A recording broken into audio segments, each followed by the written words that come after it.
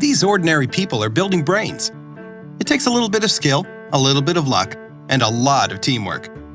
As you build a brain, you're going to learn how environments, experiences, and genes act together to shape brain development.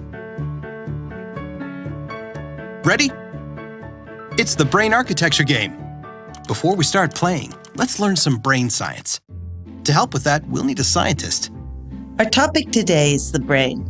We often think of the brain as just one thing, but really, it's like a lot of little brains, all inside one organ. Just like a house with many rooms, each room has a different function.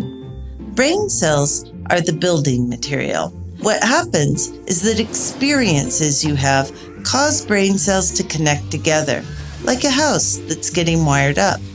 Basic sensory abilities like vision and hearing are the first to get wired up, and these act like a foundation for other abilities to be built on.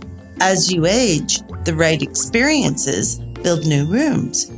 You learn how to walk and talk, and eventually how to do more complex things like arithmetic and planning and reasoning.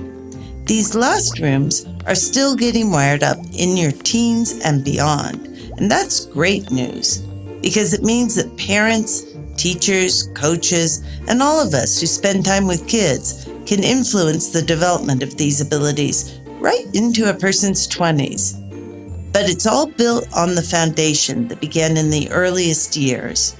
So, what's going on inside the brain that causes certain abilities to develop in some people and not in others? This is where experiences really matter. Genes provide the basic instructions to tell cells to connect to each other, but it's experiences, like all that time spent on peekaboo, learning to read, or just playing together, that cause certain circuits to be wired and strengthened during development. Wiring that's used less does not become as strong, and it gets pruned away. So it's up to caregivers and communities to make sure young people have positive brain-building experiences at all ages of their development. Of course, not all kinds of experiences are helpful. Really bad experiences that are intense, frequent, or prolonged, like violence, ongoing neglect, cause stress that's so serious it can have a toxic effect on brain development. A brain experiencing toxic stress will have weaker architecture, and that can lead to a whole range of problems later in life. Sometimes we have experiences that could turn toxic for the brain or not, depending on who's around to give support. Imagine a tragedy like death of a parent. A child left to grieve without adult support will suffer severe stress that lasts a long time. But if caring adults work with the child to soothe the body's stress response and teach coping skills, the experience won't be toxic for the brain. When caregivers prevent severe stress experiences from turning toxic, scientists call it tolerable stress. So, communities and caregivers are very important, whether they're actively encouraging healthy brain development or working to prevent toxic stress from harming the brain. These interventions are very important for the long-term health and well-being of both individuals and the community as a whole. That last point is what I want you to think about when you play the brain architecture game, because as you'll learn soon enough, brains don't build themselves. It's group work, so get all the help you can and go build some brains. Okay, newly educated brain experts, are you ready to play? Your goal in the brain architecture game is to build your brain as tall as possible. You want a strong brain too, so it won't collapse under the weight of life's stresses. To play the game, you'll need pipe cleaners, supports, they kind of look like straws, a die, weights, life experience cards, and a life journal. The game starts, as life does, with a roll of the dice. What's your genetic starting point? Roll the die and check your life journal. Then, build the corresponding base. Next, you need to find out the number of social supports you have at birth. Roll the die again and collect that number of supports to use later in the game. Mark the results of both rolls on your life journal.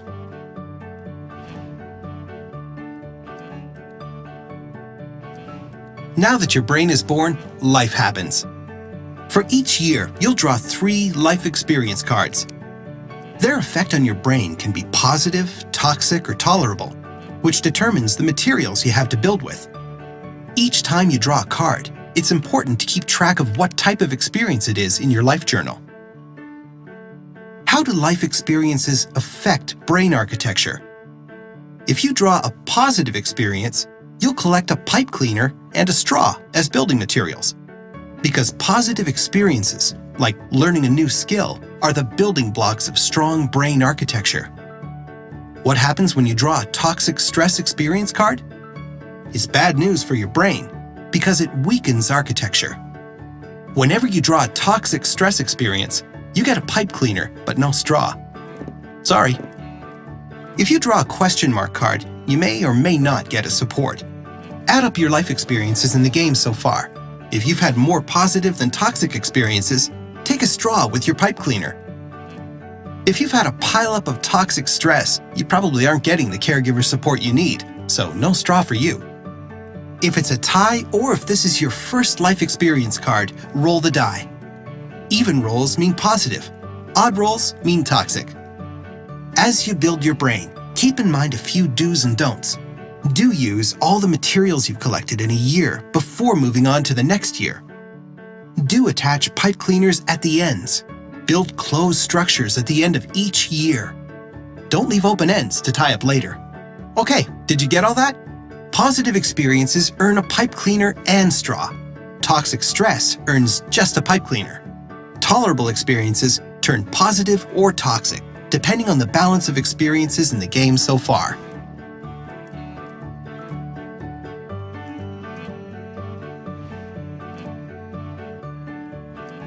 Your brain saw some pretty remarkable changes from birth until the end of year 5. From here, the pace of development slows and the rules change, just as they do in life. Starting in year 6, you can't earn any additional straws. Your base is already built, but your brain is still developing. So now, a positive experience earns just a pipe cleaner, and a toxic stress earns a weight. Attach each weight to the tallest point on your brain. Tolerable stress turns positive or toxic, like before. The game ends when your brain finishes year 8, or collapses, or tips over, whichever comes first. Remember, the goal is to build the strongest, tallest brain you can. Work together, have fun, and once you've finished, talk with your group about what happened to your brain.